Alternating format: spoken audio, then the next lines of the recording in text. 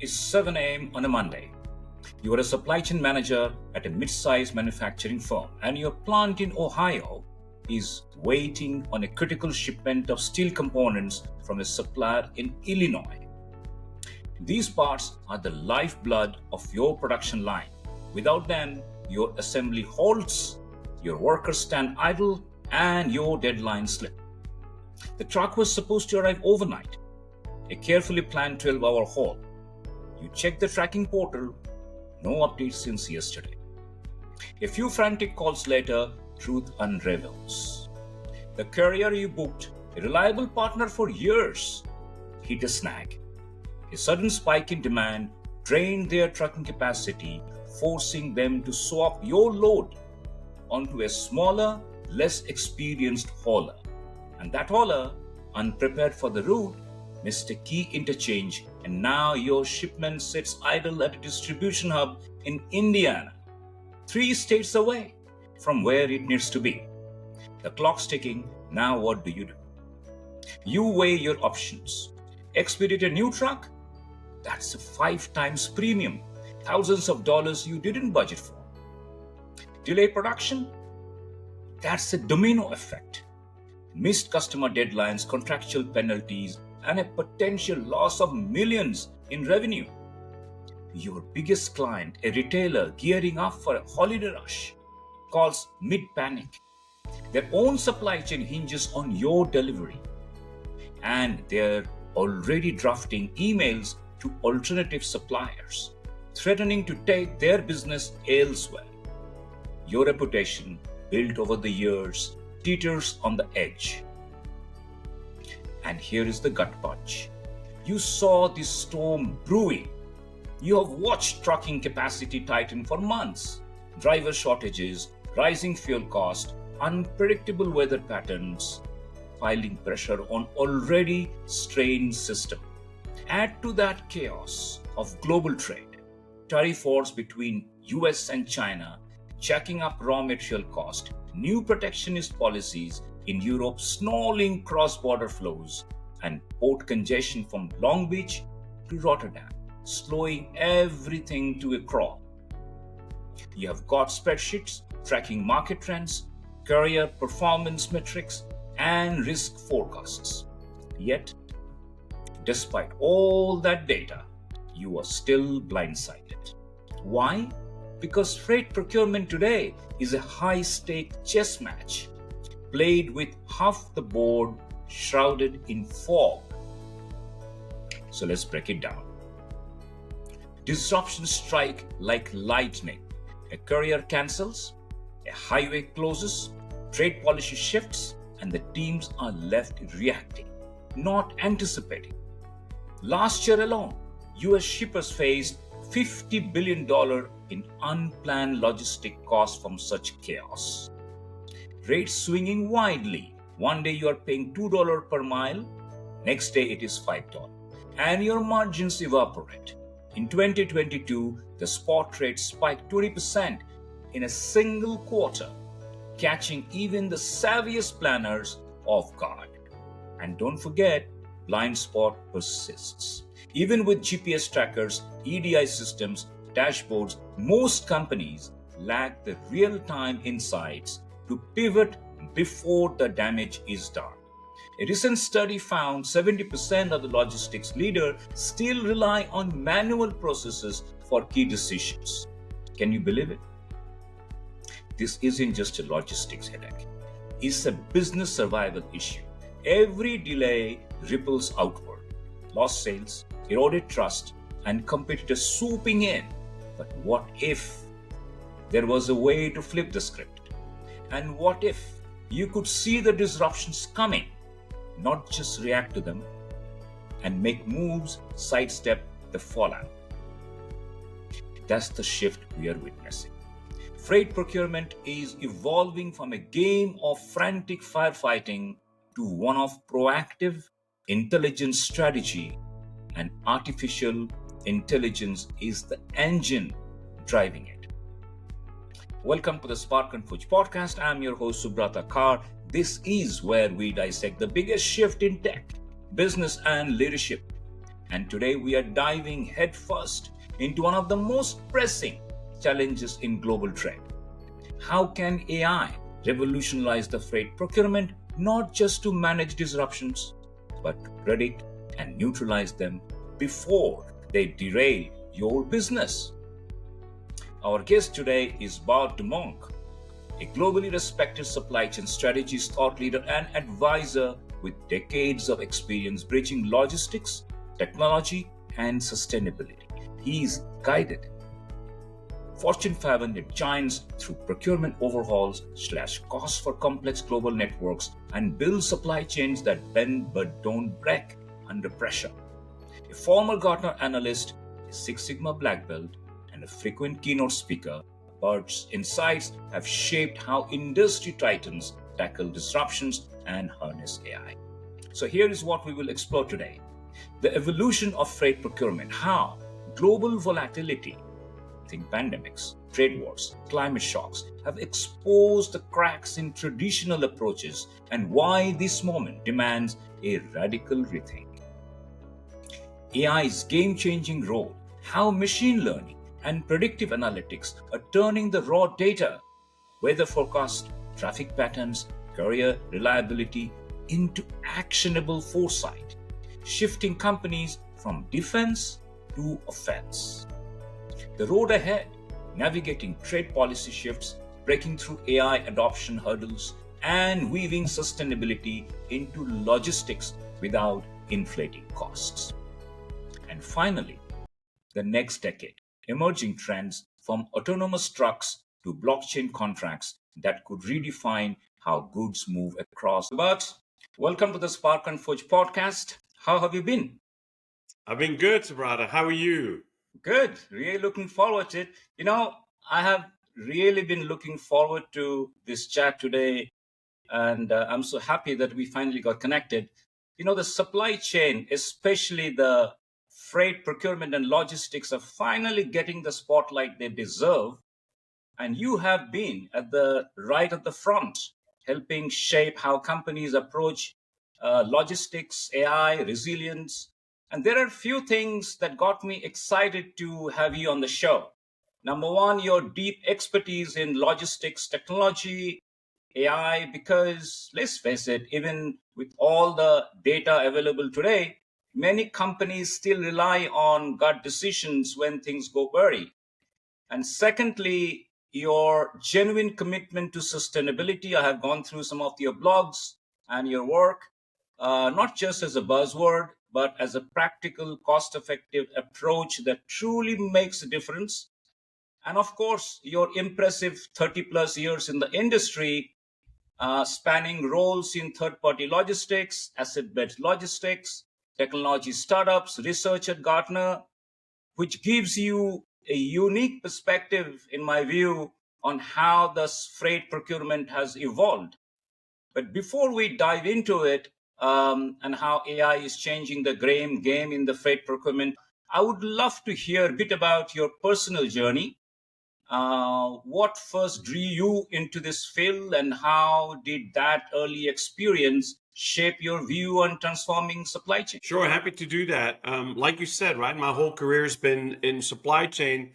Although I didn't really get my start in supply chain, what very few people know is I actually started in construction industry because my dad was leading a large construction business in Belgium, where I'm originally from. Grew up, was born and raised in Belgium, did my studies there, started my career there. But I very quickly realized that construction wasn't something for me. I had studied business economics in college. My dad was a civil engineer, quite different in the way he approached. And so I went looking my own way, started working at Ernst & Young, got familiar with supply chains, did a lot of work with a lot of different companies in a lot of different industries. And then I went to GE, worked for G Capital. And at the time, and I was in mergers and acquisitions, they decided to form a third-party logistics company to provide logistics services for all the G manufacturing businesses they had at that time in Europe. And so all of a sudden, I went from more general supply chain to detailed, more on the logistics side. We started building up the non-asset based 3PL. Then very quickly after, we started acquiring asset-based businesses, with trucking assets, with warehouse assets. First, I did more the finance management part of it, then went into operations, which kind of was a little bit of a baptism by fire. But I very quickly started understanding all the processes from dealing with drivers, how that worked and what they were using. And at the time, there was no technology. In Right. 1998, we started very early on implementing for our fleet telematics. We started implementing routing solutions, but we also had problem with invoicing. We had problems with how we were paying drivers. So we had to completely revamp all of our processes and started really using more and more technology. And that's where I found that my passion really was for logistics. And I would say more in detail, the intersection of logistics with the opportunity that technology brings. And so after that, I joined a technology startup company in 2000. Unfortunately, 2001, we saw that whole burst of the internet bubble. And so where we were doing all these digital solutions, people started shying away from digital for quite a while. And in some cases, that didn't come back, I would say, until like 2015, where people started re-looking at that decision. So started looking for other opportunities. In the meantime, I moved to England for the startup. Then I met my wife and moved to the US, to Texas, where I'm based today, where she's from, and I joined PepsiCo. So now I got the opportunity to see it from the manufacturing side, right? From the large food, beverage, CPG company. I was there for 10 years and did a lot of different projects there, a lot of technology around anything that was fleet, warehousing, transportation. Kind of saw where there's opportunity, where we were excelling, but also areas where we're still way behind. And then from there on, I was a Gartner client. I was a seat holder. And then I was approached by Gartner saying, hey, Bart, we've been working together and we're looking for someone with your background, which is a mix of technology and operations, etc., to come and join us and help grow our supply chain team. So I went to Gartner in 2014, was there for 8 years, did a lot of research in the logistics technology space. And then after that, joined Project 44, was there for 2 years. And then as of late, I've been independent advisor working with a lot of technology company, work with some 3PLs, some shippers, work with a lot of VCs who are still looking into this area or looking at help in better managing their portfolio in the supply chain technology space. But like you said, it's very, very interesting times in technology because one, we kind of have a little bit of a, I would say not a disconnect, but a conflict between maybe the overhype of technology from 5 years ago, where we saw massive investments in technology that haven't always played off or played out. And then now we see with all the disruptions and complexity in the world that people are really starting to understand that things have to change. And technology is not the only thing, but it's starting to play a much larger role in organizations. Fantastic. I think you have the stage for where the supply chain's heading. So let's zoom a little bit into and explore a bigger picture for our audience. Let's talk about how the freight procurement has evolved over the past decades. What key shifts have you seen, particularly with digital tools and process improvements reshaping the landscape? Yeah, procurement has always been this kind of very traditional conservative way of doing business, and it was always a very manual process, Right. right? Where people, even to today, still use a lot of Excel spreadsheet Correct. to share that information. So a lack of use of true technology is one point. Maybe the technology wasn't always ready for it. And then the second part was also the nature of the business, right? It used to be 20, 30 years ago where, yeah, rates would fluctuate, but they Yep. were a lot more predictable. With all the disruptions we've seen today, with things that are happening, and it could be weather related, it could be strikes, it could be anything on a global scale, as our supply chains have become so much more global in these past 30, 40 years, Right. is the unpredictability of where rates are going. And obviously that's different whether you're talking about rail or ocean or air or over the road. And so now is really become the more of the need of using technology. Why? Because Yep. people have this, I would say this lesser known fact of, should we just go to bid? Like when I was at PepsiCo, we would do a bid like every year or every other year. And it was a huge amount of work. So you can't Yep. just do it on the spot because it would take 4 to 5 months to do a bid. But it was much more like what you do with cars, right? You say, just bring in your car every 20,000 miles for service, or, every 5 months or whatever that is, rather than saying, instead of this statistic number, let's Mm, do it when you need to.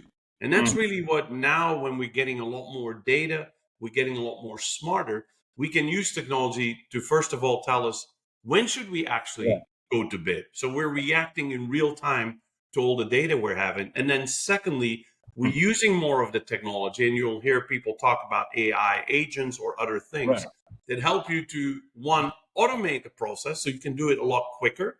You don't need as many people, because that's what you hear from everyone, especially in logistics organizations, is we have more work to do and we always have less people. So technology becomes a tool not to replace people, but to add capabilities so they can do more work and can do it faster and more efficient.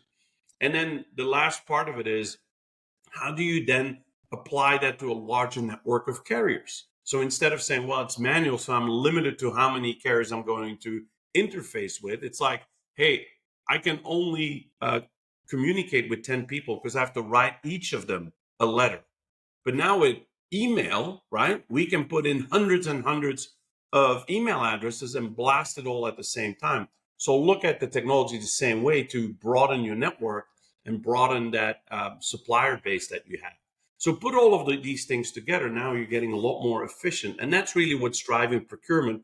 Although I will say that although it all sounds great and the technology is really there, the big problem we still see, the big hang up with a lot of companies, is it's either the fear of the change it's bringing, so change Mm, management, or it's basically the organization that isn't really set up to use those tools, right? I always tell jokingly, you see these videos on YouTube where someone gets a brand new car, the newer version of a car, let's say a Tesla car, but they still drive to the gas station to fill up the car. yeah. If you just give the people the tool, but don't tell them how it's changing and how they should change the behavior and the whole organization should change, then it's not going to work. And that's where and we'll probably talk about that when we talk about AI. That's where AI is still kind of where the rubber hits the road, is the fact that, are you ready to use it? Do you have the organizational mentality to change? Are you willing to change your processes? Because if you don't change, then again, it won't apply, right? And again, you see a lot of these quotes from Darwin where it was like, it's not really the strongest that survive, it's the people that are willing to adapt the fastest.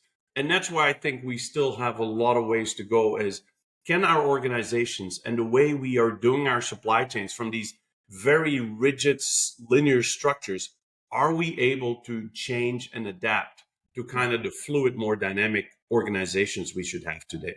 Are these changes, do you see just as incremental steps, or do you see deeper transformative force at work beneath the surface? The way they approach things, the overall strategy, are much more transformative. You can't Mm, do it in a step. If you're saying, hey, we're going to go this different direction, it's like being on a big ocean line, right? You can't just say, oh, we were going there, now we're going north, now we're going south. That's not enough to say, well, we'll just course correct like 1 degree every so often.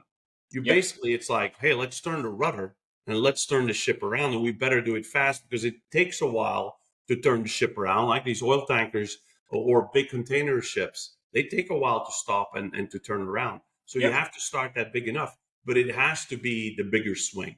It has to be transformative. Now, that doesn't mean that you're going to change every single process and implement every technology at the same time. That doesn't mean that. But the way you approach it, the way you're organized, the way you have to change your processes has to be transformative.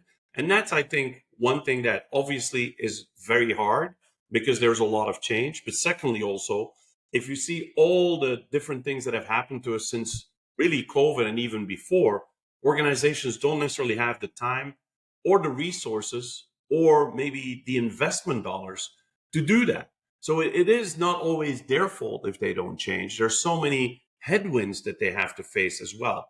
But Yep. you are seeing companies that are starting to do that and have really started to say, hey, these headwinds, that's the great thing, right? If you're going north and you have a headwind, guess what happens when you turn around the ship, you go south? Now you get a tailwind. So you are seeing companies that have gone through the pain and are now starting to really harvest the fruits of their labor. Got it. In today's world, with extreme weather, geopolitical tensions, labor strikes throwing curveballs, how are these external pressure shaping the logistics, freight procurement? Yeah. So it's exactly like you said, more risk, more of these things happening, more disruption creates more risk for organizations. And so they need to be more flexible. And part of the way to be more flexible, or as they say, more agile, right? Being able to switch course correction at a much faster pace is one, by having access to data. That's always kind of the start. You know where you're going in real time, you know what's happening, and then obviously have the tools to Yeah, course correct. yeah, Now, some of those tools you can do scenario planning, so you can kind of mitigate by saying, what if something's going to happen, right? Remember, if you're on a plane, and unfortunately, we've had quite a few incidents with planes lately, but that's what all these airline attendants and pilots train for and go in simulators, not for when everything goes right, but they train for when everything goes wrong. And they go through every single scenario. So they have a clear process of what to do when it does go wrong. And yeah, that's, I think, what some of the leading companies are doing as well, to say, we're going to plan with real-time data and we're going to build these scenarios. So if something happens, then we can much quicker react because we've already kind of played it out in scenario planning. Now, that doesn't mean that you can prep for everything, because, yep, if you saw like the bridge of Baltimore that collapsed last year, yeah, who could have imagined that, right? So there's things that are kind of out of our grasp. But that also makes people think, if you have such a reliance on one point, like the automotive industry, on one port, you can say, well, if one node gets hit, how do we use the other nodes to continue our supply chains? right, So I think that's where people are starting to think, one, on the scenario planning, using that data, but then also, how can we use that technology if one carrier is on strike? Or, we've seen it in parcel with the Canada Post last year going on strike, with some of the issues with SurePost on the UPS side. How do you now have the data to say, how do we quickly go to another supplier? How do we work there? And again, that's the power of not just having access to the data, but then also having the tools to get the insights and then make decisions very quickly based on the data. But again, making decisions and acting on the decisions is still something we see that where we're lagging. We yep, sometimes know what to do, we don't necessarily put it in action very quickly. right. So, two questions. I keep thinking about, some of this risk that you talked about in terms of the weather and the external pressures, labor strikes, and all of that. Do they really accelerate innovation, or piling more on the complexities that companies struggling to manage? And if you have a real world experience based upon the client that you work with, if you could share a little bit about that to put that into perspective. Yeah, a good example is very recently, right? What's happening with tariffs and the uncertainty there. Yeah. So we're seeing that, companies are using data from visibility and other tools to understand how that's impacting where our flow of good is coming from, and how they can quickly make changes to that, to, I wouldn't say necessarily completely reduce the tariff impacts, but at least to manage that risk. So visibility is still key to that. We're seeing more and more companies use what they call these risk management Mm, solutions, that take kind of data from all sources of the supply chain and do that. And we've seen companies being very good at that. Obviously, with mm, what's happening with steel prices, price of aluminum and other things, automotive, right, is one industry sector that is obviously having big effects of some of those tariffs and other complexities in the supply chain. They're starting to use more and more of these newer tools to really help them to quickly react to ever changing, complexities, but also to kind of understand, where do we go longer term. So it's no longer the old reactive supply chain, it's more the proactive supply proactive. chain that they're going to. Now, you can't, be proactive, and you can't predict everything, but there's a big part that you can be a lot more through agility. You can be a lot more, proactive too, and that's where we're seeing the big differences. And yes, I would say larger companies who have started this journey already years ago, probably fueled by COVID. Now they're in a much better place. The companies who during COVID hunkered down and were really focused on keeping their bottom line, their cash flow, and didn't invest in these technologies, you see them suffering more. All right. As we're talking about this transformation and the change, one of the thing really important is to how have the human side of it, and how the roles, the skills needed in the freight procurement changed over time.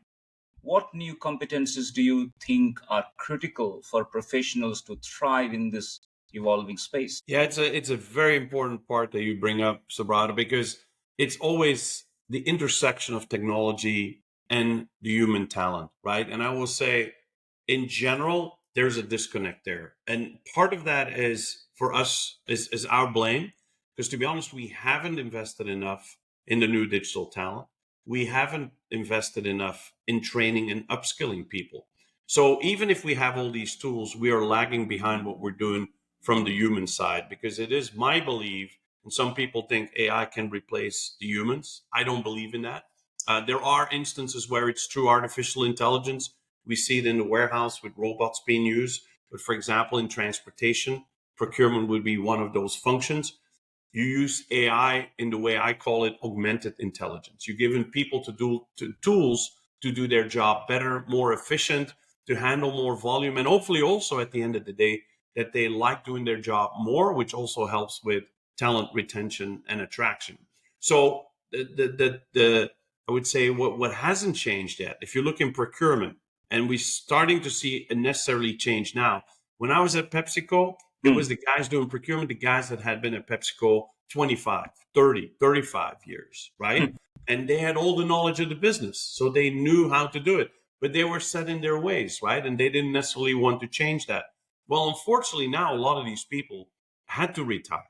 So Correct. they're now being replaced by sometimes a younger generation of people that are maybe a little bit more technology forward. So I think people are starting to understand of how can we apply technology to that. Now, it's a little bit different from how a shipper uses that, or the carrier reacts to that, or even how brokers are using that. Because you start hearing Right. a lot with freight brokers using things like AI voice agents, right? Where when you're calling in to get a rate, you're actually not talking to a person.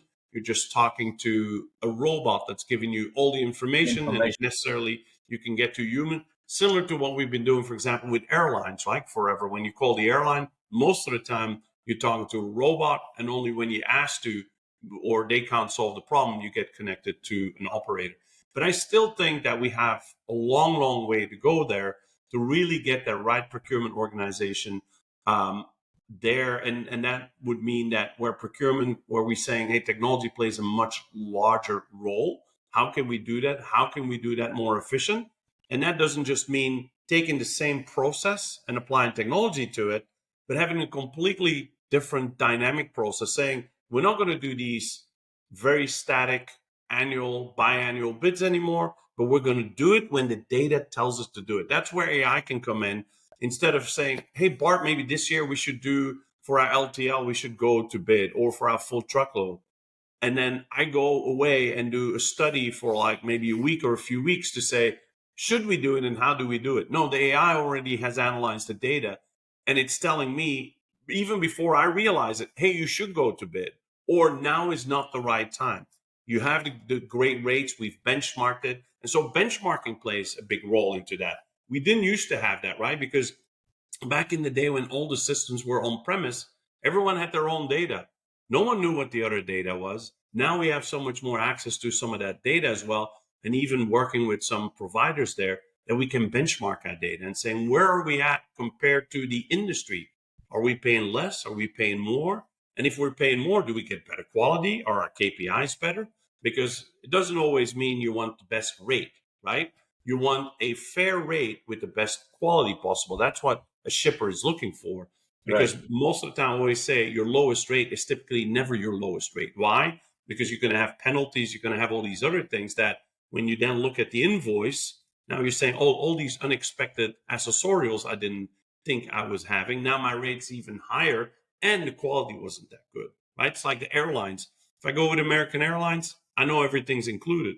But I go with a low-cost airline, seems much lower, but now they're charging me for early boarding, for my seat, for my luggage, even my carry-on luggage. And in the end, I pay just as much or even more. And maybe it's not the same quality. So I think there is a mind shift that still needs to happen. I think we're only on the procurement side, just a part of the way there. Part of the way. Right. Shifting gears a little bit, and I want to take your perspective on the recent trade policies and the tariffs, which are currently in flux. What effects are you noticing on freight costs and trade routes? What practical strategies companies are using to stay agile in this unpredictable environment? Yeah, so what we've already seen, right, is anticipation from some of the tariffs that even last year before the election, people were starting to, especially with China, starting to pre-order a lot of additional products, right, to stay ahead of the tariffs. And we continue to see that now, which means that we're seeing larger volume. And obviously, anytime you see larger volumes, typically rates go up, right? Mm. And we're seeing also more need for warehouse space because if Mm. you buy more of that inventory, it's going to sit there and it's going to sit there longer. So now you're going to have that inventory. It puts a lot of impact on your overall logistics cost. It's like I believe it was in 2022, where we saw this huge spike in US business logistics cost.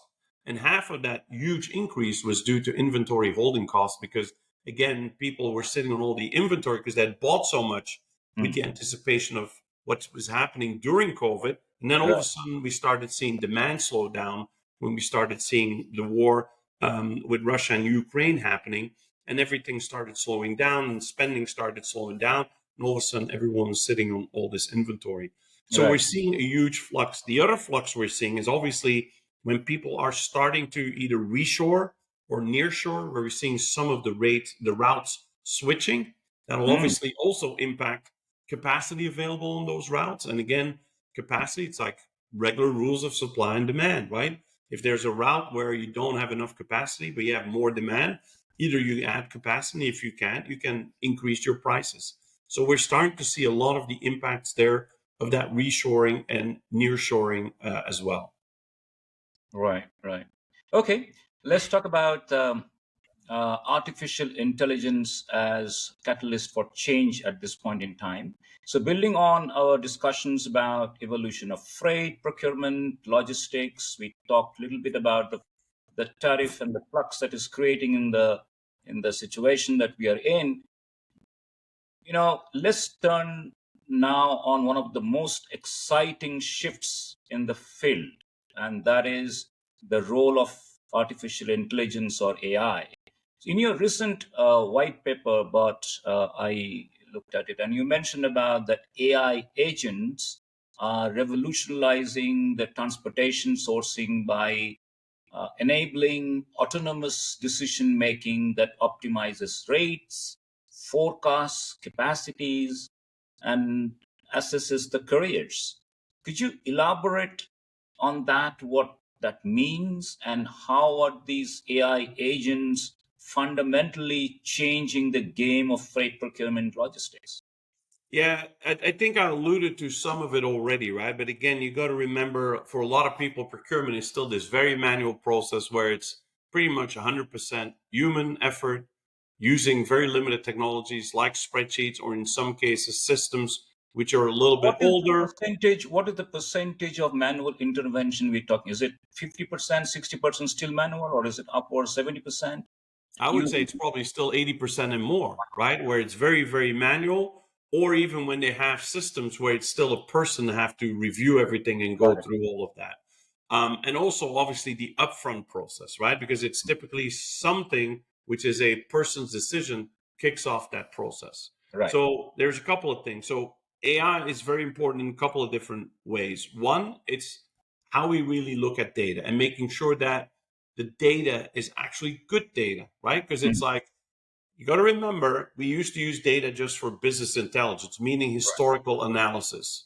So I always say, what if the data was bad? Mm. Well, it's already happened. We can't change it.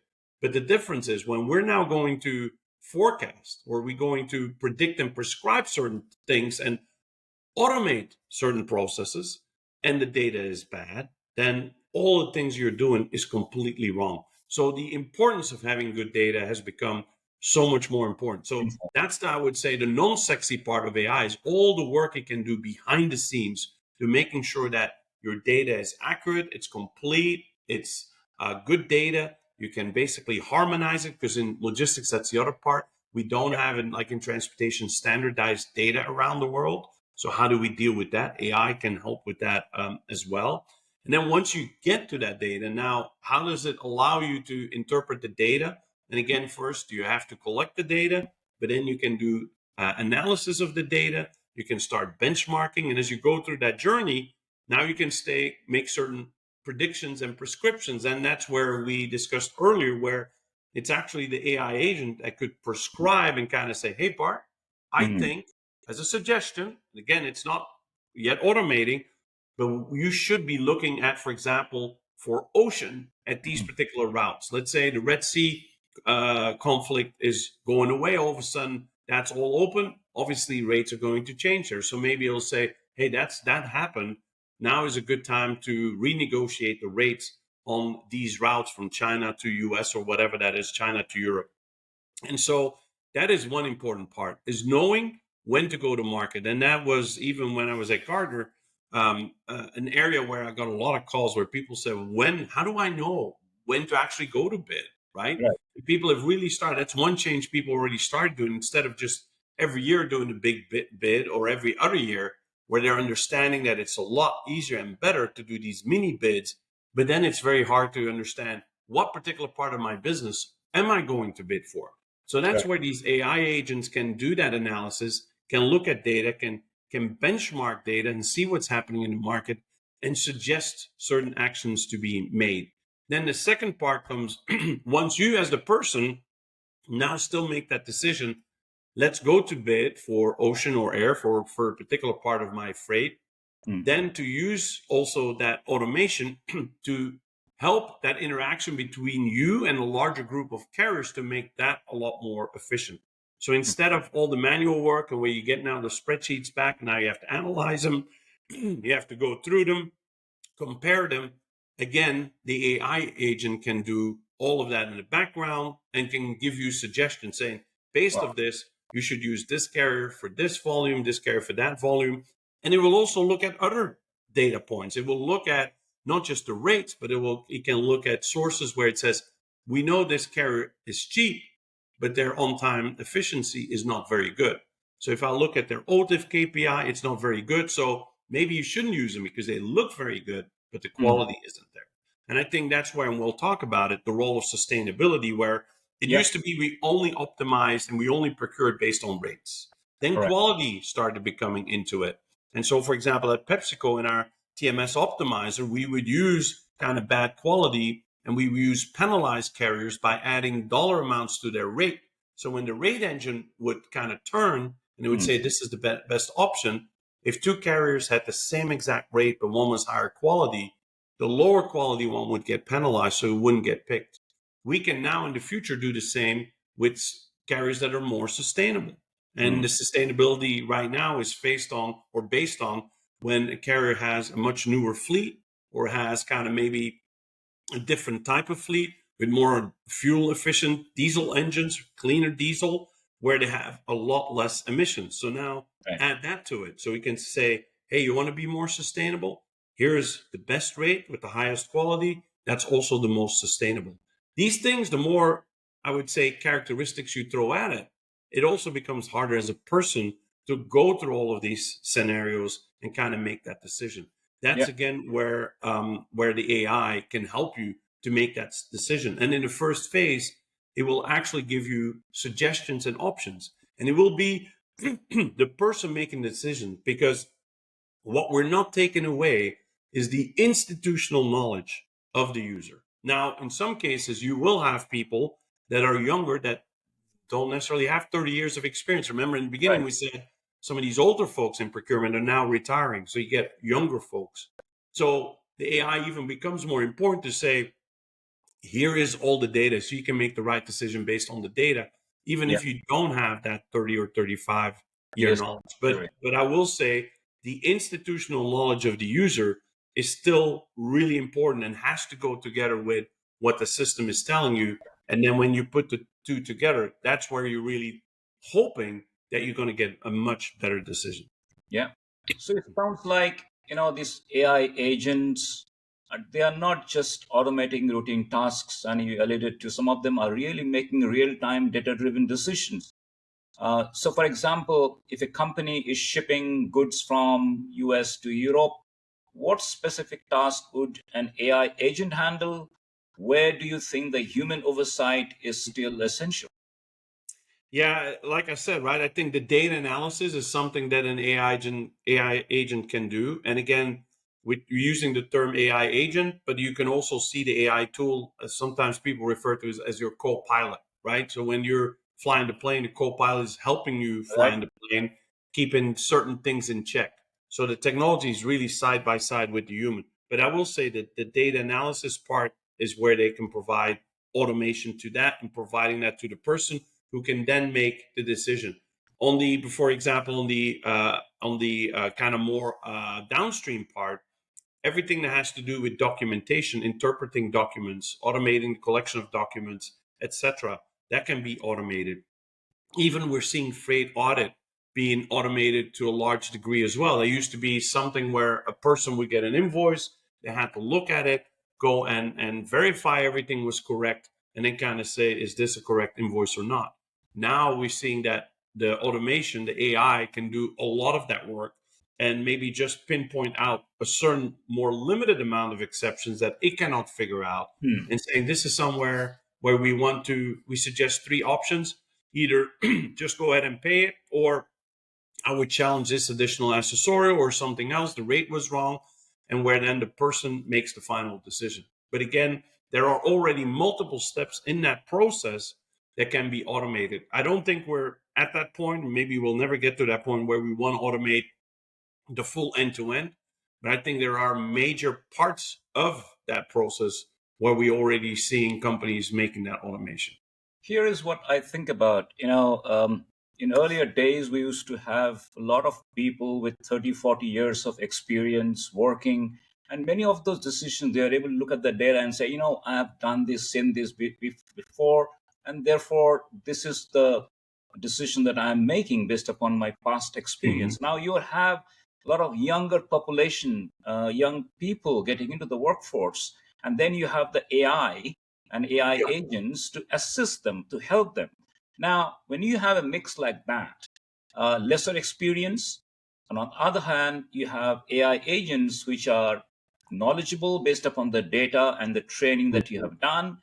Now, many of the decisions probably will shift in terms of giving the real information back to the young people, saying, look, this is the best thing I have come across.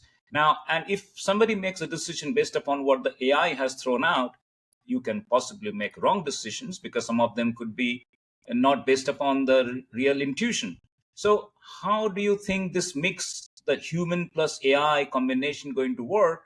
And in a situation, where is the liability when will happen when such disruptions or contractual breaches take place? Yeah, that's a very good point you bring up, Sabrata, because I think that's really where the biggest challenge still is, right? Yeah, That intersection of the human and the artificial intelligence and how they really work together very well. Even in, like, I'd say the medical field, where we've yeah, seen a lot of use of AI, we've seen, where AI uses all the data. For example, they do CAT scans or MRIs or X-rays, and then it's the computer with the AI that interprets everything and comes to a decision. I read about this one case where the AI made one decision, but then they went to two doctors with a lot of experience that have been seeing these cases for 30 plus years. yeah. And they looked at the same data, but came to a different conclusion because they said, based on my experience, based on my kind of institutional knowledge or my gut feeling, I still think there's something else. And so where the AI kind of came up with the answer, no surgery, the doctor said, we still think you should do surgery. And Mm. when they did the surgery, although it didn't show up on any of the scans and any of that, so the AI wasn't able to interpret it, they still found something that was wrong with the person. But in other cases, we're seeing where we're using, for example, AI with kidney patients to analyze kidney disease a lot faster, and then to be able to match a person with a kidney donor much, much faster, that has been able to save lives. So what I'm trying to say is, just like in supply chain, AI doesn't always just automatically give you the best answer. Sometimes you still have that person to say, I'm going to make the decision, and maybe from the multiple options, with my experience, I can make that best decision. But in some cases, and in most cases, AI is still going to help you come to that decision a lot faster. That's where the value lies. But I think the biggest challenge that I see going forward is, how do you really match the Exactly. organization and the people to that AI? Because also you got to look, if you saw where AI was just 2 years ago, where it is today, it advances so quickly. Us Yes. as people are not changing the way we do things that Yeah. quickly. So how do we adjust to that? Now, the great thing is we're seeing a lot of great programs out there, in at university, supply chain programs, and a lot of these younger folks, they're learning about all of these new technologies. Sometimes you then have the issue that they're coming into your own organization and they're saying, hey, we heard all about AI and API and automation and everything. Why is it that you guys still use Access databases and Excel spreadsheets? Reality is, still see a lot of organizations with AS400 systems, right? We sometimes see in same organization the most advanced technology, but at the same time still using the oldest technology within the same organization. It's not that easy to change to something completely. So the other part is as well trying to understand, where right now do we see the biggest opportunity to use AI? Either because we don't have enough people and the people need the most assistance from these tools, but also, where is the AI use case the strongest, right? Right. We don't want to use AI for everything. I'm not going to compare AI to blockchain, but I'm going to compare the situation to blockchain, where blockchain at one point in supply chain was hot and people were trying to use blockchain for everything. It was a technology looking for a solution or a problem to solve for. With AI, it's really, what is the problem you're currently having? Procurement could be one of those. Mhm. And then saying, is AI really applicable to help me solve that in a better way, knowing where my organization is, what my process is, and the people that I have. And that's where people really need to make that right decision of, is that the right fit for me? And if I'm going to use AI, am I really ready for that? I think that's another thing that companies have to come to reality, is maybe sometimes they're going, you know what? I love it. It can create a lot of value. We're just not at that stage where we're ready to use it. Yeah.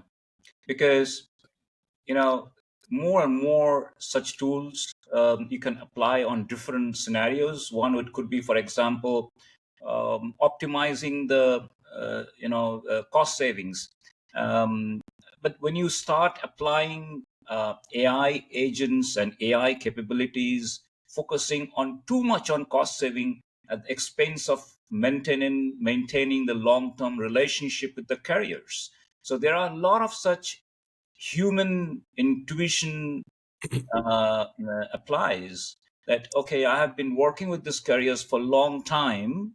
If I break this relationship, what is the implications of that in our business? It may throw you different ideas, that these are possible way that you can further optimize, but then those decisions will still have to be taken judiciously, in some cases, even in forecasting. If you look at with disruptions like tariff and trade wars, how accurate are these AI forecasts? So do you see companies today are using this AI and AI agents, and if so, what are the top three use cases they're using it for?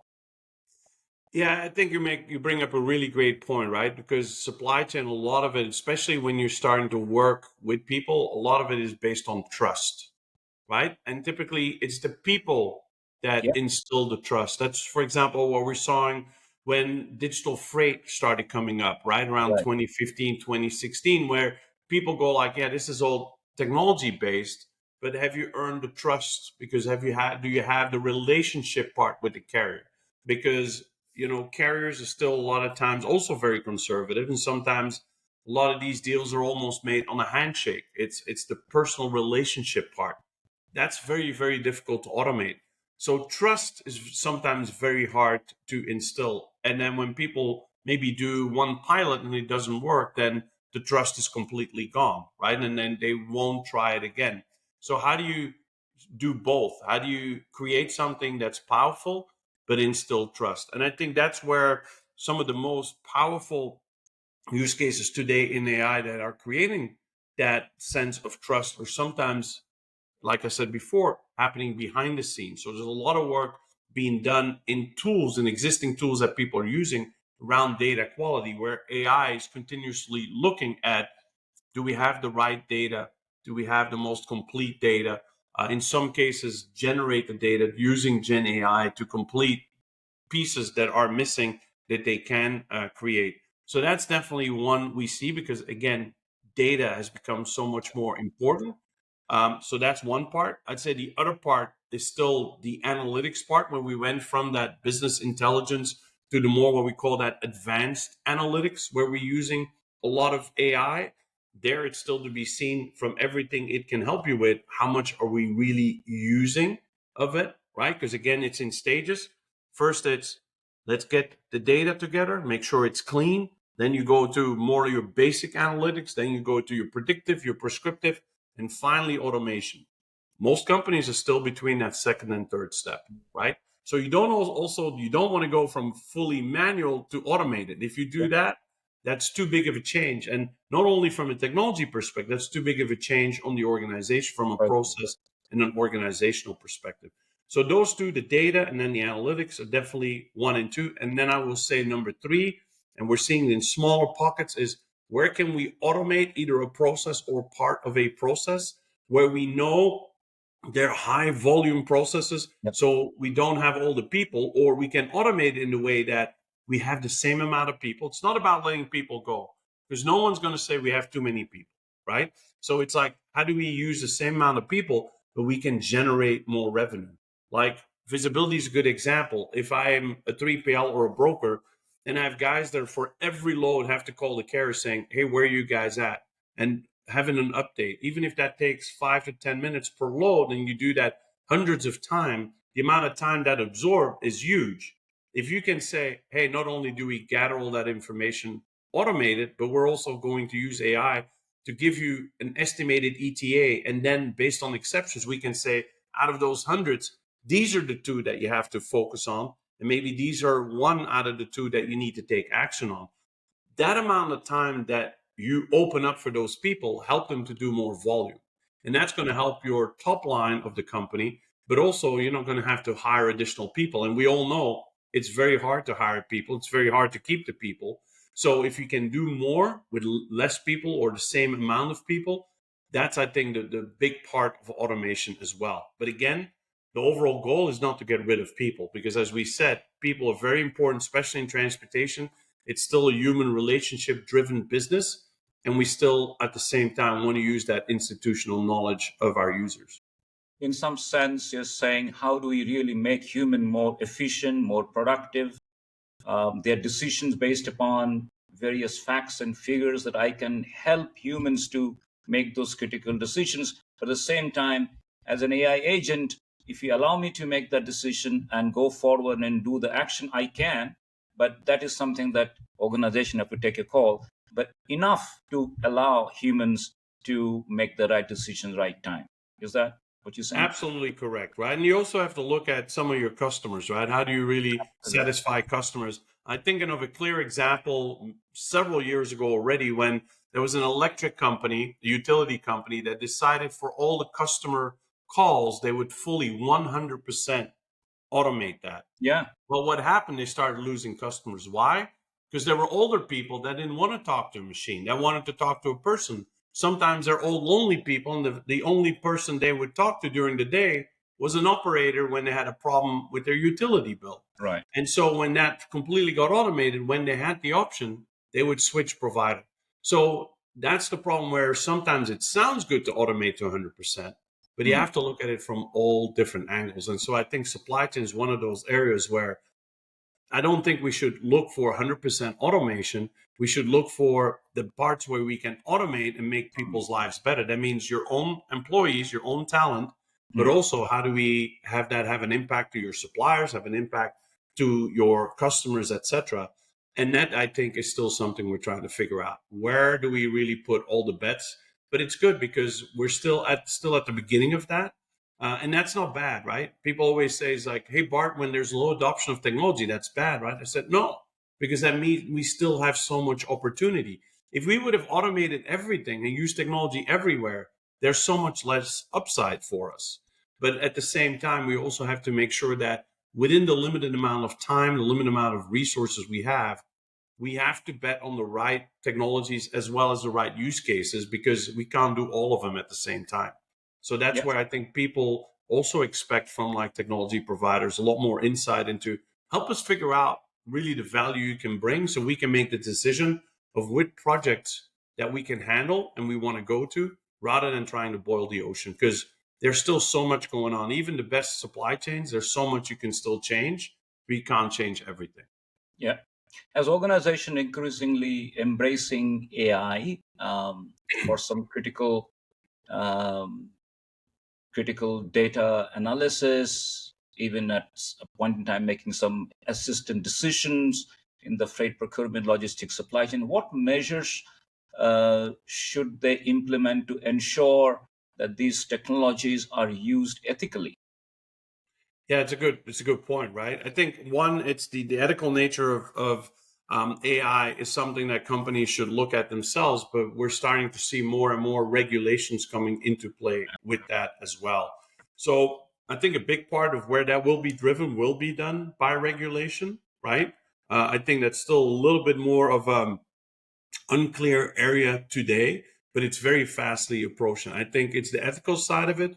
It's also security wise, right? Because what we're seeing is as much as we're using AI for good stuff, we're also seeing AI being used for a lot of bad stuff, right?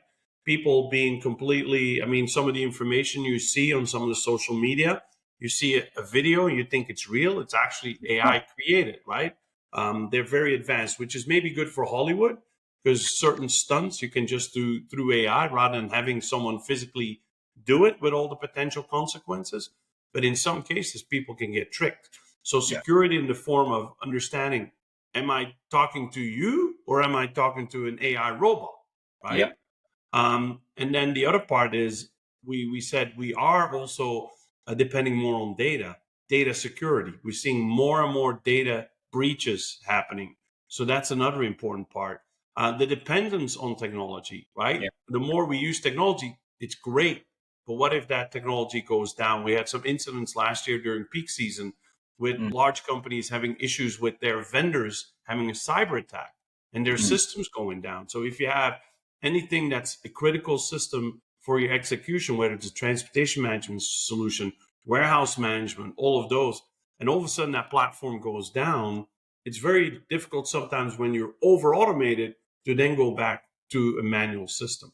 So all of those things put in play, the ethical part of it, the cybersecurity part of it, the data and data security and data breach is very important. I think vendors are looking into that. So it's definitely one area that if you're going into this direction, that people should do their homework on and making sure you choose vendors that have all of those particular aspects buttoned up as well. Yeah, great. Now let's explore a little bit about sustainability side on how AI-driven freight procurement logistics can lead a greener logistics, if you will. Specifically, how AI can optimize routes, can cut emission, reduce waste across supply chain. So, can you share some real-world examples? The companies that you consult has successfully implemented either partially or fully in terms of the logistics more sustainable? And what Yes. were some of the surprising or counterintuitive aspect of that initiative, if you will? Yeah, that's good. It's kind of a couple of different perspectives. I'll kind Sure. of book it in three different areas. But obviously, as we're getting smarter in optimization, because optimizing, whether it's optimizing loads and optimizing trips and creating backhauls, and we're trying to reduce empty miles, we're trying to increase the load rate of our trucks. But unfortunately, we're still seeing that because everyone optimizes just for their own companies, Hmm. that's still at a very low rate. I think Hmm. the ability for companies to collaborate, to share data, makes it easier to collaborate. And then you can optimize across multiple companies. Hmm. There are some initiatives out there. That's an opportunity to further reduce that. But I think that's not the biggest bucket because we've been doing optimization for a long time. I will say with AI, we get much smarter Hmm. optimization. So in the fact of, if you look at a TMS system, for example, we used to kind of set all the parameters on the TMS. And so when it would optimize, it would kind of do it in the same way every time. But now with real-time data, we also know what if something goes wrong. So one example would be, I know that typically on Fridays, I send a truck to this particular location at 10 a.m. Hmm. Before, the old TMS would do it every time at 10 a.m., even if that truck would have 4 hour detention time. But I know now, oh, it had 4 hours of detention time. Why is that? Well, maybe through one of my visibility tools, I can see that all of these different companies going to that same location, that location at 10 a.m. has this huge bottleneck. So now I know, don't send that truck at 10 a.m. Send the truck at 1 p.m. or 2 p.m. when there is no bottleneck. So the system knows next time it'll schedule it for 1 p.m. or 2 p.m. Now you don't have that detention time. What does that mean? Less detention time means that that truck is going to stand still less time. In some cases, if that motor is running, if they're idling, that creates emissions. Secondly, now you have more capacity. So anytime you reduce non-active work for a truck and those wheels are turning, you're Yeah. creating more capacity for the industry, right? There was one study that said at the time when we still have huge demand and when there was talk about we have driver shortage because Yeah. demand was higher than what we had, the study was done and said if on average, I believe it was, we can reduce the total time spent in a yard by 12 minutes, there would be no driver shortage. So from that perspective, we can make that process more efficient. So optimization can help with that, especially if we're going from that static optimization to much more real-time optimization in the sense of I'm using the data I get as feedback to make my optimization better. The second part is how do I use the data that I Hmm. get from the TMS to also better understand, plus additional data? And there's data sources out there. I know the University of Tennessee came out with this a program that really shows for a very large percentage of US full truckload carriers what they know exactly what the makeup is of the fleet, and based on that can say up to the individual license plate number the emissions of that company. So if Hmm. you now can take that into account either when you do procurement to say I'm going to procure and I'm going to procure more sustainable freight, meaning instead of that carrier as a lower rate. Why? Because their average age of their truck is 6 years old. If I go with this company, it's a little bit higher rate, but their fleet is only 2 years on average old. Now, the difference in 4 years is the technology we've seen in engines and the emissions of those engines. And so we can make those decisions to buy freight more sustainably. Now, also add that when you go and optimize, where if I have the choice of three carriers, again, like we said in the beginning, you might want to choose the best rate, the best quality. But now I can also, if I have three carriers on the same lane, I might say I want to pick the most sustainable. Or I might have a customer that says, hey, don't come here with a diesel truck, right? I only want you to send a much more sustainable truck, which Hmm. could be an ultra clean diesel truck, or it could be maybe an electric truck or whatever that is. We already see that in places like in Europe and in Asia, where certain cities you're not even allowed to bring in diesel vehicles. Yeah. So systems need to make that understanding and need to understand, hey, you can only bring that diesel truck up to a certain point. Now, maybe then I have to transload onto another electric vehicle that then goes into the city for final delivery. So those are all things that we're doing as well to increase that sustainability. And the other part is Yeah. obviously with sustainability, I think the biggest challenge is When it comes to scope 3, which is, by the way, the biggest part of the emissions that we have within supply chains, those are all coming from things that are not under your control. So a big part of that would be the carriers that are not your assets that are creating the emissions. And so how do I get a good understanding of what my emissions pattern is in general? Mm. Again, it comes down to collecting real-time data based on that. And as many more vehicles are getting telematics in there and other systems, and even systems that can measure emissions, and we share that information, now we have that information. Again, analytics can help us to understand where we're at today, but also through AI, can understand where we have the easiest opportunity to improve on emissions. And again, it's not going to change overnight in huge amounts. But again, if you add a lot of these small changes, that's where we're seeing we're going to get great value from these systems in reducing emissions on a larger scale if more people starting to adopt that. That's so interesting. I think about how companies are today under mounting pressure to go green, right? But they still need to stay cost effective and agile. So, what's one bold strategy you have seen that strike that balance?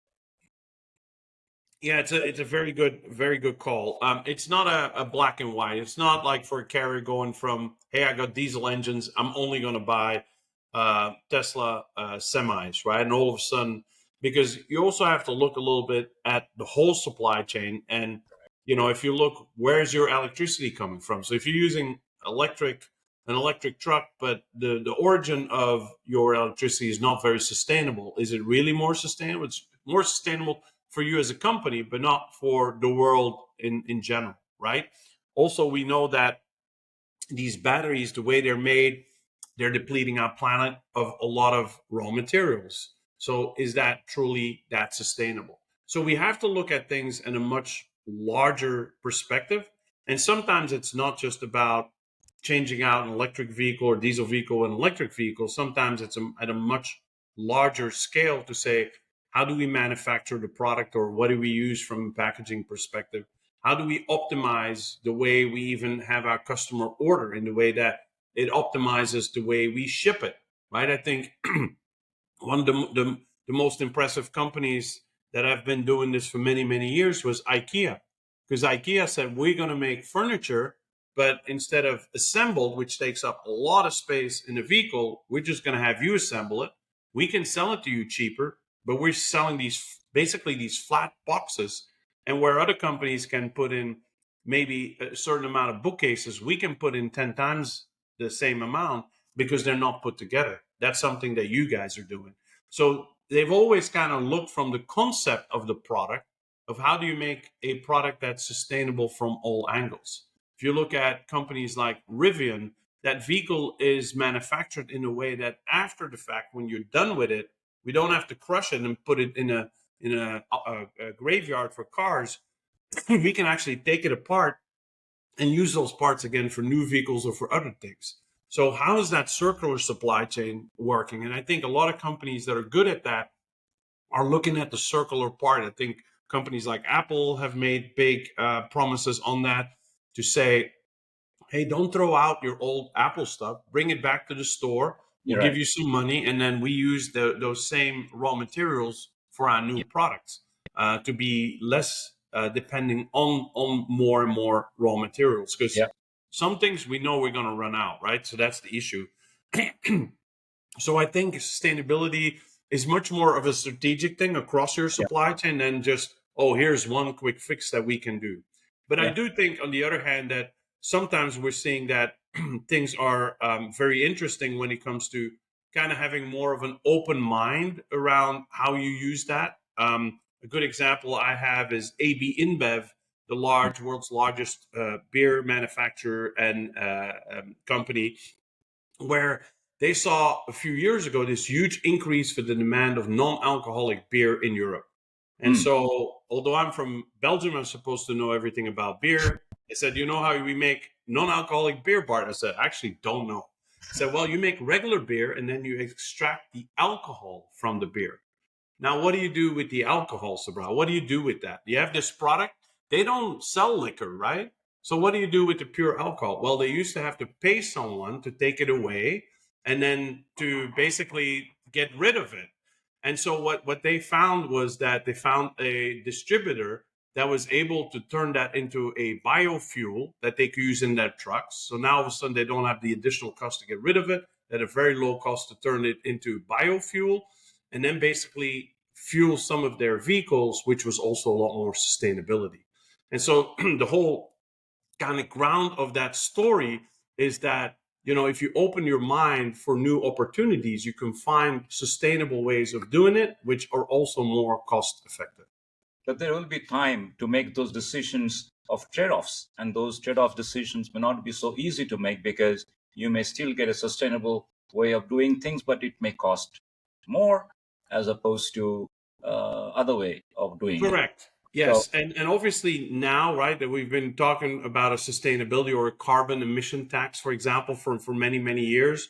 So right now that hasn't been put into effect yet. So it's a little bit harder for companies to say where's the short-term benefit of doing Yes. something that costs more, because you're not really saving costs. But we know that in the future, where either you're going to start losing customers because they want to have products that are manufactured sustainably, packaged sustainable, but also delivered sustainable. And then imagine if now you're going to have to pay that carbon tax, which they already have suggested. If you look at the amounts, like Denmark, I believe has the highest suggested carbon tax.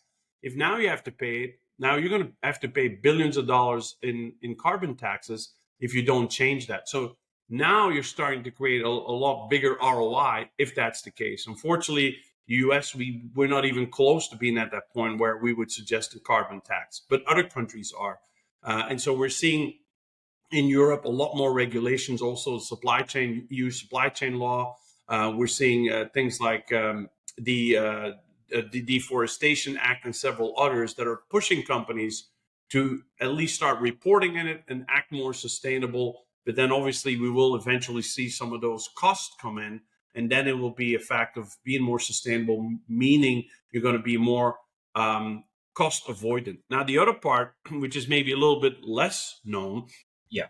and that's more in general with companies who have a very good kind of overall environmental and social and governance ESG program, is that those companies who score better in general on ESG, not only will they do better in things like supply chain, Gartner supply chain top 25, where that ESG part has become a lot bigger, but for example, we see that they get trade, right? Their trade, a lot of times they need credit to afford all that trade. They get much better credit rates than if they're lower on ESG. The other part would be things like stock market. The stock market looks at companies with a good ESG program a lot more positive, and so we're seeing their stock, their shares going higher than those companies who, in general, have lower ESG standards. And then there's the whole part of companies who are you doing it the wrong way, right? The greenwashing, where they're saying and trying to pretend they're very green, but they're really not. And that actually hurts their image, hurts their revenues, and it can also hurt the stock market. So there are some things around ESG that they can look at and can say strategic is very important, but then in the long term, it makes a big impact on the overall valuation of the company. This is fascinating, right? So now, we are close to the next chapter, which is some real world applications and challenges. Just to put things in the perspective, bring some life into some of the real world examples.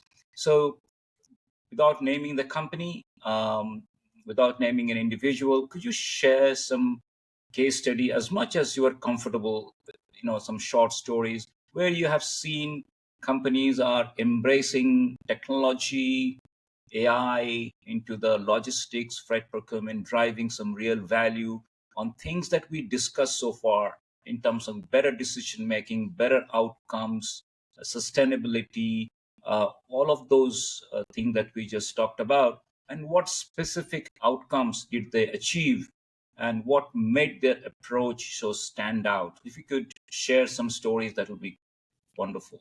Yeah, I'll have a couple of stories there, and then there's many of them, right? Because I think there's quite a lot of companies who do a lot of initiatives, and I think some of the largest companies, largest and best supply chains in the world, they have kind of labs where they can run through a lot of new technologies and kind of try out everything, and then kind of run with some of the best things out there. But for example, with AI, we're seeing a lot of companies adopting things like, for example, vision AI, Mm. where a lot of the organizations already have cameras either at the kind of the gates of the yard, or the yard checks as we call it, to Mm. automate the entry and exits of the trucks going Yeah. into the yard. I've worked with a company there who's working with large retailers and large 3PLs that have very large yards and who do a lot of volume going in and out. And where we're Mm. starting to see that the efficiency of that, of being Right. able to say, I know when that truck is arriving. Now I'm automating the process of you going into the yard and guiding you to the dock door. It's a little bit like Clear, right? It's very similar. If you have Clear at the airport here in the US, you go to the Yep. airport, you basically, they it used to be fingerprint or retina. Now they just look at your face, they recognizes you. You go through the fast lane, you go through security within Yeah. minutes, rather than standing there sometimes in the line for an hour. Yeah. So imagine that, but in a large yard where you have hundreds and hundreds of trucks coming in every day, and the speed at which that goes through, the efficiency of that, and again, how you're able to utilize asset Mm. in a much better and more efficient way. So that is one great way of using Yeah. AI from a Yeah. vision perspective. It increases security, increases time. It's better for the receiving yard or the shipping yard. It's better for the driver who's in and out of there a lot faster. And sometimes it's better for the customer who is guaranteed that their freight arrives on time. Because in a lot of industry, why is freight late? Because it Yeah. departed late, because the guy was stuck loading the product, or sometimes the product wasn't ready. So that's one part. The other part that we're seeing more and more is in working with another company. They're in the freight audit and payment space, and they Mm. started using AI to very quickly detect anomalies. So what we're seeing there is that there's a lot of fraud nowadays in Mm. transportation. Either you're getting invoices for things that were never shipped, Mm. and so the AI can look at all that and say, "Hey, there's something fishy going on," Mm. and prevent that even before you ever pay the invoice, rather than looking at the invoice and potentially paying the invoice and then figuring out, I paid this to a carrier that's claiming to be a carrier, but that maybe we haven't even dealt with. Mm. Vision AI is being used for that as well. We've seen quite a few companies who are focused on security, carrier shore, highway. There's some of the companies in that. But now we have a company that's actually using cameras that are placed along the highway that actually recognizes, based on license plate, but also the truck, the trucking company number of where these trucks are moving, either when trailers or trucks go missing, or basically to also understand fraud. So when a carrier goes bankrupt, someone else might use that same carrier number to pretend they're a carrier and get someone's freight and steal the freight, or do other fraudulent things with it. Well, it can very quickly look and say, well, the last movement we actually saw of physical trucks of that company was a month ago when they went bankrupt. So if that same now trucking company number shows up, we know it's fraud, because the trucks aren't running anymore.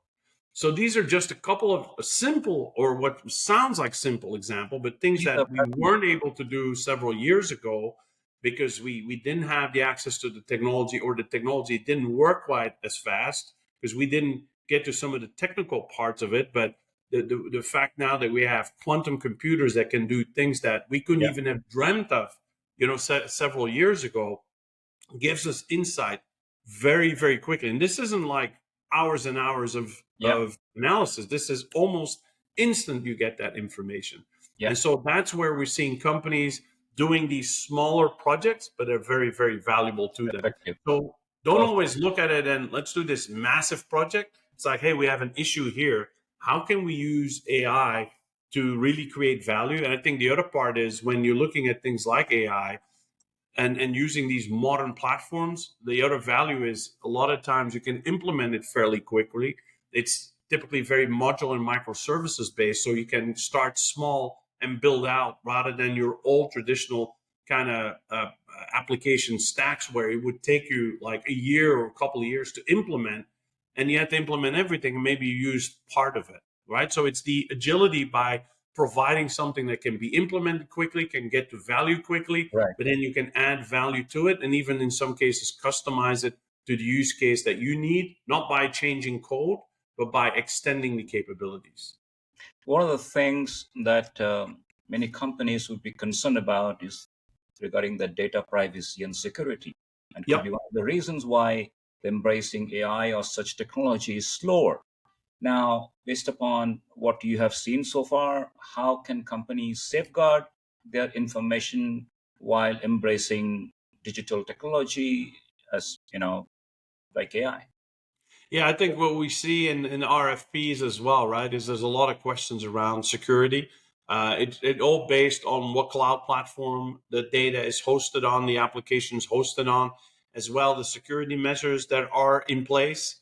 So a lot of times when companies have like ISO standards, things like that, that help with that. I think a lot of companies behind the scenes do a lot of preventive work where they have these kind of, again, call them AI robots. They're continuously looking at data to see if things are happening, if there are breaches potentially. Even the cloud systems use that as well. It's almost like they have these, cloud Jedis continuously scouring the place to see, are there any kind of data terrorists trying to enter the space? Yeah. Obviously, there's a lot of concerns today with some of the original chips that came from other countries, where maybe there were backdoors in those chips. So I know there's a lot of the big cloud platforms and data platforms that are replacing that are securing that, just like the military have changed out a lot of their technology and a lot of their chips in their fleet as well, because they found out that it can be controlled by external parties.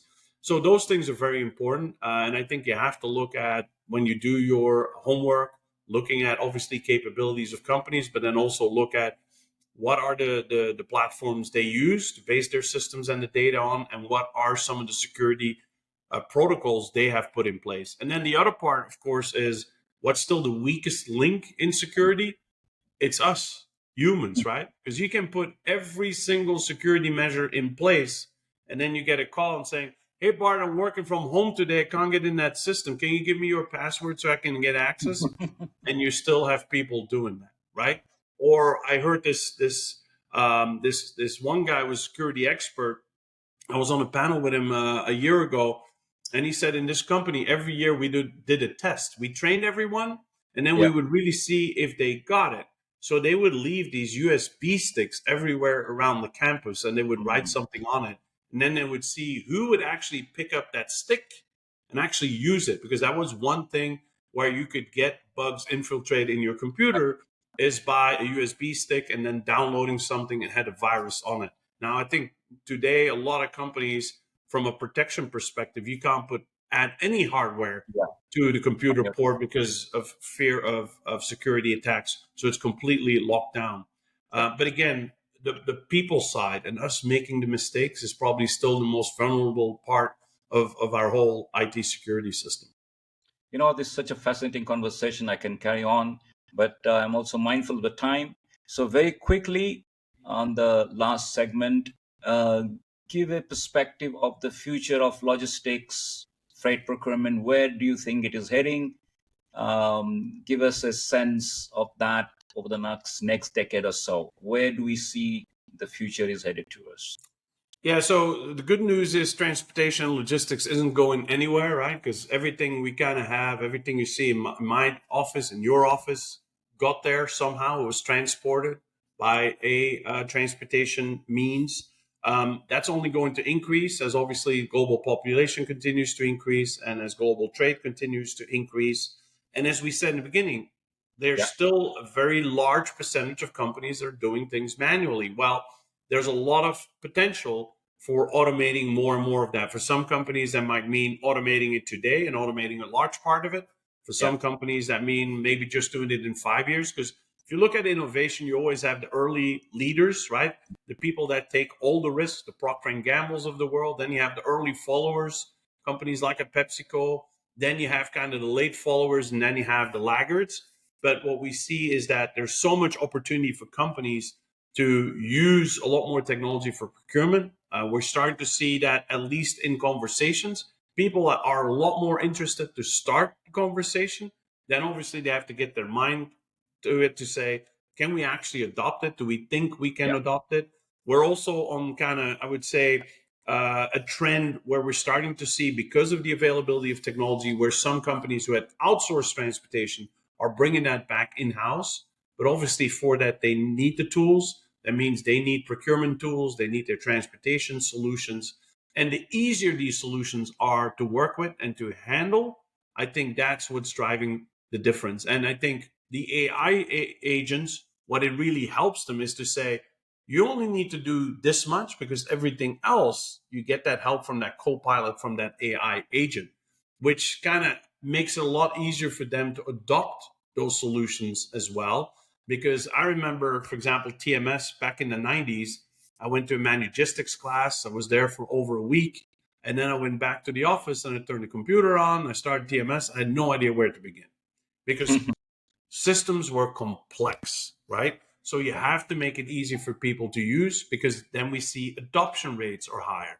When people use their iPhone, when people use Facebook and LinkedIn, you don't need hours of training to work with it. It's Yeah. intuitive. That's, I think, the promise of technology, is the ease of implementation, the ease of adoption, the value you get from using it, the speed at which you can do your job with. And at the end of the day, you're going to go home happier, because all that stuff you didn't want to do, you don't have to do anymore, right? So you feel kind of that personal gratification of that use of technology, and you feel empowered by the Yeah. technology. Again, there might be fear, similar to in the 90s when I was coming out of college and we started this big boom of personal computers and laptops and everything. Yeah. People said, oh, we're going to be replaced by computers. Yeah. No, we're not replaced by computers. We just did our work differently. And now it's the same. I even see it in my job when I'm doing things and having conversations, how easy it is with AI in Yeah. my notes to look for topics, to take that together, to use things like Google Gemini to help write Yeah. certain things. It's all about the speed. It's not, it's changing the way I work, but it's in the essence, I'm still doing the same thing. I can Yeah. just do it a lot faster. And that's allowing people to do more. And so I think we're Right. really at that, I would say, inflection point where Good. supply chains are changing. Now, it's not going to change overnight, Yeah. but if people do it at the right pace, but again, with the right talent, with investing enough in technology, but also investing in the training and the upskilling of their people, there's so much opportunity out there. Yeah. Fantastic. Well said. Um, for companies who are just starting with their AI journey, or in the just initial stage in supply chain, what is that one advice would you like to give? Do your research, right? It's really understand kind of what are some of the use cases, not about what is the technology. Because to be honest, if you're a user of it, you don't have to understand all the technology be AI, and that's part of the vendor role and responsibility as well. They have to show what the value is, but understand what use cases are out there, and then within your own organization, Yeah. put enough work in the strategy to say, hey, here's some things where we think we really need help, and where we see that use case really helping us prioritize, and then start. Sometimes start with a very small project to get that under your belt, to get the experience, and then grow from there. Don't always think about doing something necessarily huge. Start small, and if it fails, fail fast. But if Great. it works, then kind of have a strategy that allows you to think, where can I grow with it? And then put that other strategy in place with it to say, how am I going to continue adding people to the organization that can actually use these tools, so that you have that human and that artificial intelligence where you have that kind of in sync. Fantastic. Okay. So before we move to the next round, which we call Spark Round, just a quick question, fun questions. I just wanted to sort of ask you your takeaway from this conversation that we had so far. Very quick summary of that. Well, it's always a challenging conversation, right, Sabrata? And I think you ask questions that many people ask, right? It's where are we at? What's the value? How should we start? I think most organizations have those exact same questions, and it's not the same path for everyone. But I think conversations like these show the interest of what we can do, but it also shows that our willingness to change, right? I think as a human race, we've gone through many different iterations, right? If you look, especially over the last 100 years, and starting really from kind of the industrial revolution to where we are at the adoption of technology, and now that's speeding up faster and faster and faster, is people do understand we're at that point where people know we have to change. Supply chains are changing. I'm doing some work with ASCM, who kind of do the score model. They're moving that from the regular linear score model to the digital score model, which is much more dynamic and synchronous at the same time and agile at the same time. But it's a process, and I think we can all learn from each other. And I truly believe if we, kind of talk to each other, learn from each other, collaborate, and then at the same time we continue to innovate, then supply chains are in a good spot. Fantastic. Okay, we shift gear now. So we come to this segment, what I call the rapid fire spark round. Fun question, nothing to do with anything. Just ask you a few questions. Just go with your gut. Are you ready? Sure. Okay. So if you could wave a magic wand to solve one major challenge in freight procurement logistic, what would that be? Change the mindset of people in the way that they think technology can be used to improve processes. What's one common myth about logistics that you wish would just vanish? Companies saying we have the best rates.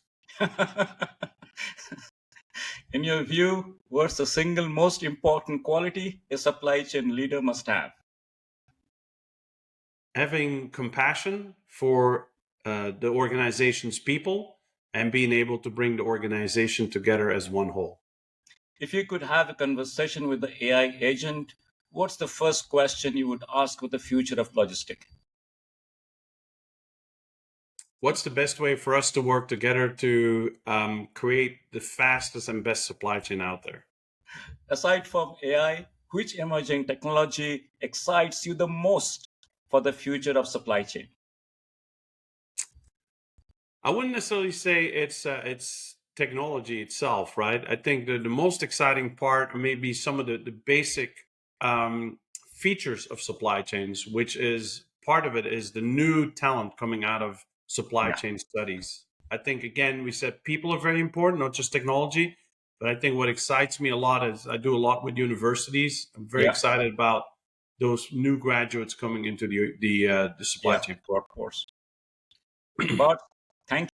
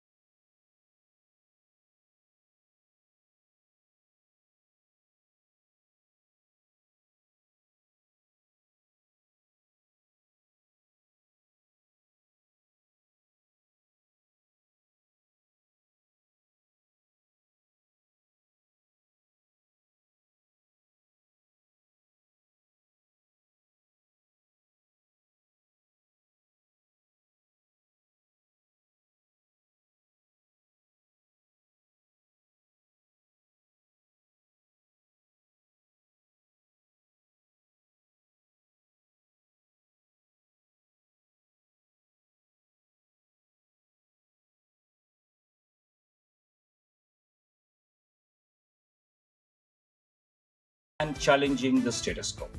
Stay curious, stay innovative, and let's make an impact together. Until then, See you next time. Take care, stay safe, and bye for now.